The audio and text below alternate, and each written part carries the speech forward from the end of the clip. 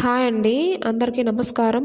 ఈరోజు శ్రీ సుబ్రహ్మణ్యేశ్వర అష్టకం చదువుకుందామండి. దీన్నే శ్రీ సుబ్రహ్మణ్యేశ్వర కరావలంబ స్తోత్రం అని కూడా అంటారండి.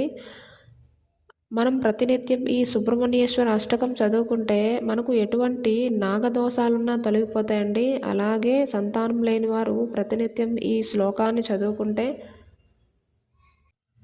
సంతానం కలుగుతుందండి. శ్రీ సుబ్రహ్మణ్యేశ్వర అష్టకము. हे स्वामिनाथ करुणाकर दीनबन्धो श्रीपार्वतीश मुखपङ्कजपद्मबन्धो श्रीसादिदेव गणपूजितपादपद्मा वल्लीशनाथ मम देहि करावलम्बम् देवादिदेवसुता देवगणाधिनाथा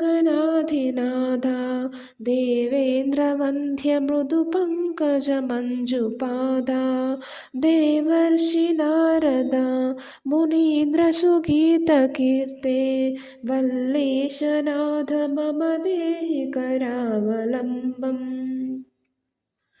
नित्यान्नदाना निरताखिलरोगहारिन् भाग्यप्रदानपरिपूरितभक्तकामा श्रुत्यागमप्रणववाच्य निजस्वरूपा वल्लीशनाथ मम देहि करावलम्बम् क्रौञ्चासुरेन्द्रा परिखण्डनशक्तिशूला चापादिशस्त्रपरिमण्डितदिव्यपाने श्रीकुण्डलीसदृशा तुण्डशिखीन्द्रवाहा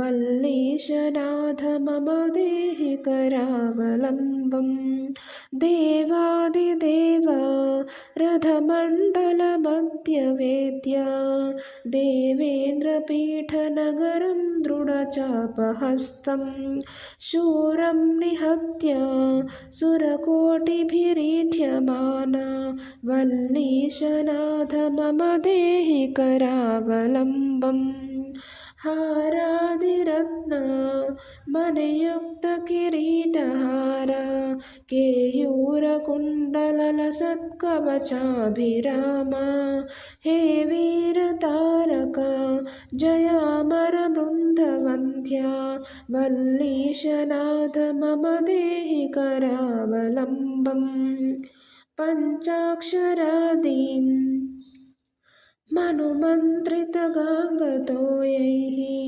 पञ्चामृतैः प्रमुतेन्द्रमुखैर्मुनीन्द्रैः पट्टाभिषिक्ता हरियुक्तपरासनाधा वल्लीशनाथ मम देहि करावलम्बम् श्रीकार्तिकेया करुणामृतपूर्णदृष्ट्या कामादिरोगकलुषीकृतदुष्टचित्तं सिक्त्वा तु मामव कलाधरकान्तकान्त्या वल्लीशनाथ मम देहि करावलम्बम् फलश्रुति सुब्रह्मण्याष्टकं पुण्यं ये पठन्ति द्विजोत्तमा ते सर्वे मुक्तिमायान्ति सुब्रह्मण्यं प्रसादतः सुब्रह्मण्याष्टकमिदं प्रातरुद्धाय पठेत् कोटिजन्म कृतं पापं तत्क्षणादेव नश्यति इति श्री सुब्रह्मण्याष्टकं स्तोत्रं सम्पूर्णम्।